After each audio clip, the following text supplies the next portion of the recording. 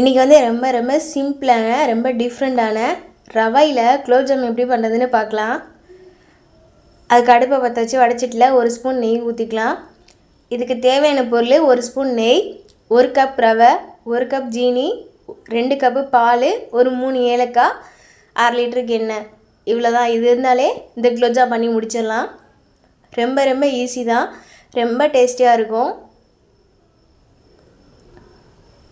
இப்போ நெய் காஞ்சிருச்சு. நான் வந்து 1 கப் ரவை எடுத்திருக்கேன். அடுப்பு வந்து சிம்லேயே இருக்கட்டும். இதுக்கு வந்து பதம் கலர் மாறணும் அப்படி இப்படிலாம் இல்லை. லைட்டாக வாசம் வந்து லைட்டாக கலர் மாறினாலே போதும், அதுவே வறுத்துருச்சுன்னு அர்த்தம். இப்போ நம்ம எந்த கப்பில் ரவை எடுத்தோமோ அதே கப்பில் 2 கப் பால் எடுத்துக்கலாம்.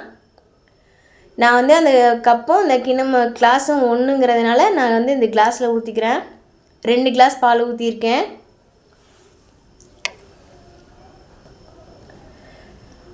ஊற்றி நல்லா கிண்டி விட்டுக்கோங்க.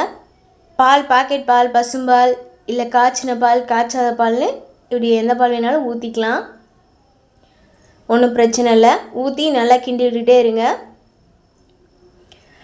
இந்த அளவுக்கு வந்தோடனையும் சட்டியில் ஒட்டாமல் இருந்துச்சுன்னா மாவு வந்து வெந்துருச்சுன்னு அர்த்தம். இது வந்து ஒரு 5 நிமிஷம் சூடு ஆறட்டும். அப்போ தான் வந்து உருண்டை பிடிக்கிறதுக்கு நல்லாயிருக்கும், நம்மளாலேயும் உருண்டையை உருட்ட முடியும். இப்போ வந்து ஜீரா ரெடி பண்ணிக்கலாம். அடுப்பு பற்ற வச்சு வடைச்சட்டியில் நம்ம எந்த கப்பில் வந்து ரவை எடுத்தோமோ அதே கப்பில் ஜீனி எடுத்துக்கலாம். 3 ஏலக்காய் எடுத்துக்கலாம். இப்போ வந்து ஜீனியை போட்டுக்கலாம். ஜீனி எடுத்த கப்லேயும் 2 கப்பு தண்ணி ஊற்றிக்கலாம்.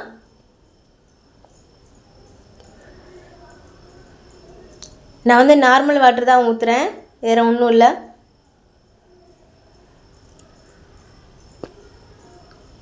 ரெண்டு கப்பு ஊற்றிக்கிட்டேன். இதுக்கும் பதம்லாம் தேவையில்லை, லைட்டாக கொதி வந்தாலே போதும், ஜீனிலாம் கரைஞ்சி. இப்போ ஏலக்காயை வந்து இடித்து போட்டுக்கலாம்.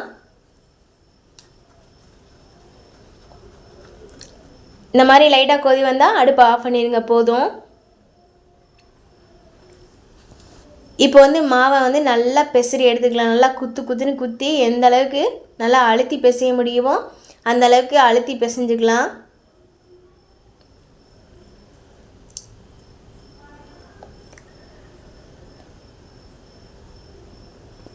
இப்போ கையில் கொஞ்சம் நெய் தடவிட்டு உருண்டை உருட்டி எடுத்துக்கோங்க. நல்லா வலுன்னு உருட்டுங்க. அப்போ தான் கரெக்டாக நல்லா விரிசல் விடாமல் குலோப்ஜாம் வந்து சூப்பராக சாஃப்டாக இருக்கும். இந்த மாதிரி உருட்டி எடுத்துக்கோங்க. இப்போ வந்து அடுப்பை பற்ற வச்சு வடைச்சிட்டு வச்சு எண்ணெய் ஊற்றிக்கலாம். அந்த உருண்டை வந்து ஒரு 50 உருண்டைக்கு வந்துச்சு. நான் இந்த மாதிரி உருட்டி எடுத்து வச்சுருக்கேன்.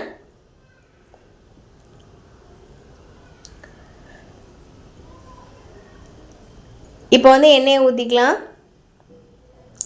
எண்ணெய் வந்து நீங்கள் என்ன வேணாலும் ஊற்றிக்கலாம். ரீஃபைண்ட் ஆயிலே, கடலை எண்ணெய், இந்த மாதிரி எந்த வேணாலும் ஊற்றிக்கலாம். எண்ணெய் கை தொட்டு பார்க்கும்போது லைட்டாக மேலே வைக்கும்போது ஆவி அடிச்சிச்சுன்னா எண்ணெய் காஞ்சிருச்சுன்னு அர்த்தம். இந்த மாதிரி உருண்டைகள்லாம் எடுத்து போட்டுக்கோங்க. அடுப்பை வந்து சிம்லேயே வச்சுருங்க. அப்போ தான் வந்து நல்லா உள்ளேலாம் நல்லா வேகும், அப்போ தான் ஜீராலாம் நல்லா உள்ளே இறங்கும். அதனால் வந்து அடுப்பை சிம்லேயே வச்சு இந்த அளவுக்கு கலர் மாறி வந்துச்சுன்னா எடுத்துருங்க. பார்த்தீங்கன்னா இந்த மாதிரி கலரில் எவ்வளோ அழகாக வந்திருக்குன்னு. ஒரு விரிசல் இருக்காது, எதுவுமே இருக்காது, உடையாது, எதுவுமே செய்யாது, சூப்பராக வரும். இதை வந்து கண்டிப்பாக ஒரு முறை ட்ரை பண்ணி பாருங்கள். இப்போ வந்து இதில் ஜீராவை ஊற்றிக்கலாம். சுடலாம் போடலாம் அவசியம் இல்லை, ஒரு 5 நிமிஷம் கழித்து கூட ஜீராவை ஊற்றிக்கலாம், ஒன்றும் தப்பு இல்லை.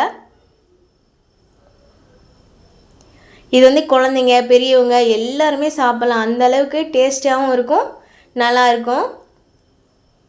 இப்போ வந்து ஜீராவை ஊற்றி மூடி வச்சிடலாம்.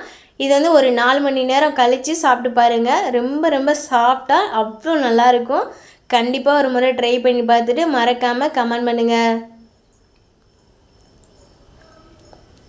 இந்த மாதிரி நல்லா ஊறட்டும்.